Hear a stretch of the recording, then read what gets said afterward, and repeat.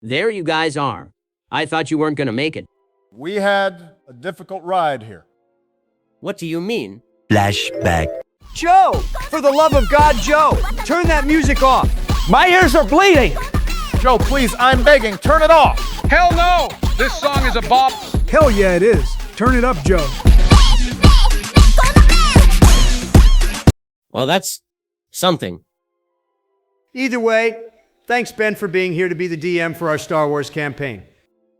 Donald, I run so many campaigns already. I'm not going to run this one either. Okay, then we will have Shadow run it for us instead. I don't see Shadow here either. I texted him just now. He said he is working on the Fire Emblem campaign in the other room. He won't be DMing this campaign. So if Ben isn't the DM and Shadow isn't the DM, then who is? I am the DM. Holy The legend himself. Liam Neeson. Big fan. Qui-Gon himself, it is an honor. Your death in the Phantom Menace was tragic and unfair. Seriously, every person after you survives a lightsaber stab to the gut. Except Savage Opress. Who is that? Exactly.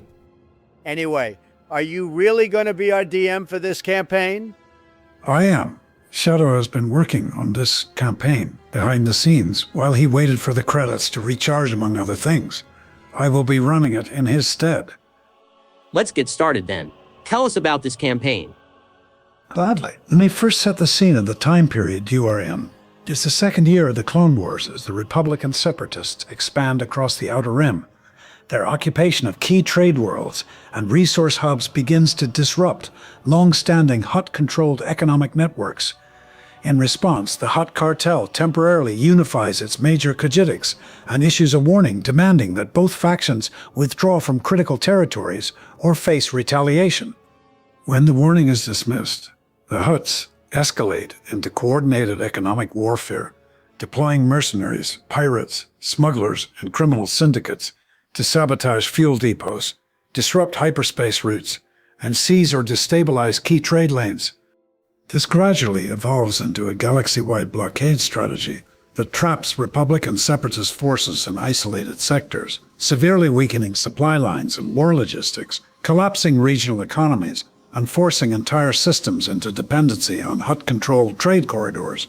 As the pressure intensifies, neutral Outer Rim worlds are drawn into the conflict through coercion and economic leverage, further expanding Hutt influence and tightening their grip over interstellar commerce.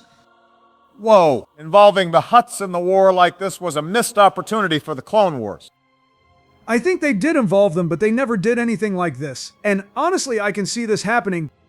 Even Donald isn't as greedy as the Hutts, and that's saying something. Piss off, Bush. I can be generous. I just don't want to.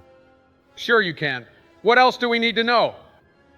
A few things. First, all of you will be starting at level 2, and each of you have a unique trait that is not in the Star Wars D&D 5e handbook. Also for the audience, we are not going to use everything in the handbook, since most of the details on there are a bit overcomplicated.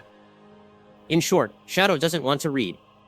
Regardless, we will simplify most things and add a bit of homebrew to make things interesting. Also, only one of you can be a human. Everyone else must be a Star Wars alien race. How come? This is Star Wars, not human supremacy wars. Fine. I wasn't playing as a human anyway. Anything else? Besides trying to avoid breaking continuity, Freelic alloys became widespread in the galaxy. It's essentially the cheapest metal that is lightsaber resistant. However, it's the weakest of them all, which is why it's mixed with other materials in armor and why lightsabers won't cut through everything like butter. Now that's out of the way. Let's introduce your characters. Let's start with you, Joe. Thanks, Liam. I will be playing as a Jawa scout named Jojo Jawa. He is your typical Jawa from Tatooine, finding scraps from the sands and selling whatever they find among his peers. However, Jojo grew tired of the endless sand wastes of Tatooine and decided that now is the time for adventure and excitement. His special trait is Scrap Magnet Pulse. It activates a powerful salvage magnetic emitter. Creatures within a radius of 20 feet holding metal weapons must make a strength save. On a failed save, metallic weapons are ripped from their hands, weapons fly toward the magnetic field, and the target is disarmed. On a success, they maintain control but suffer disadvantage on their next attack because the weapon is being violently pulled. Excellent. Who is next? I'll go. I will be playing as a Mandalorian fighter by the name of Grigo Kryze. Grigo is Duchess Satine's cousin and is usually sent on missions that need to be done discreetly. He is loyal to her and to his home Mandalore. Unlike most Mandalorians, Grigo actually admires and respects Jedi. His special trait is his customly built Mandalorian blaster rifle. It has two modes, Assault and Sniper. Mechanically, Assault mode does 1d8 damage plus strength. Using a bonus action, he can switch modes. The Sniper does 2d6 damage plus strength, but has disadvantage if the target is within 30 feet. Cool character, Bush. Mind if I go next, Liam? Go ahead. I'll be playing as Carson Bilto, a Zeltron operative, which is basically the thief class. Carson is from the family of senators from Zeltron. However, Carson never liked the life of high society. He wanted freedom, profit, and bitches, so he stole a ship and never looked back. He is also friends with Ben's character. His special trait is 3 uses of Silvery Tongue per long rest, which is basically Silvery Barbs but renamed. I will play a male Twi'lek engineer named Sharpen. Sharpen was one of the best ship engineers in the Republic. However, my rival stole my greatest ship designs for himself and framed me for selling ship designs to the Separatists, and I was fired for it. Luckily, I met Carson and I joined his crew and now upgrade his ship whenever I can, while also perfecting my ship's design to one day build it. My special trait is Enhancement, which is blessed but renamed, and I can cast it 3 times per long rest. Mind if I go Barack? Go ahead, Trump. I will be playing a male Pantoran Jedi Sentinel named Damian Trumpius. Damian has a unique Force ability known as Force Appraisal, which allows him to see anything he can use to his advantage against someone, be that in combat or in diplomacy. While some say it's a gift, others believe anything I do is for my own ambitions, which they are not wrong about most of the time. Still, Damian cares deeply about the Republic and its people as well as the Jedi, and he will take measures others will not to get the job done. Mechanically, Force Appraisal gives me advantage on perception and insight checks, and in combat I can use it as a bonus action to perceive a weakness on a foe, and I gain advantage against them for 2 turns. I'm surprised you went with a Jedi Sentinel and not a Jedi Guardian. You picked it because Sentinels get yellow lightsabers, didn't you?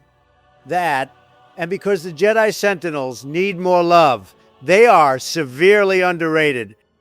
Agreed, the Jedi Shadows, Slicer Sentinels, even the Temple Guards are cool as hell. That leaves us with Obama's character.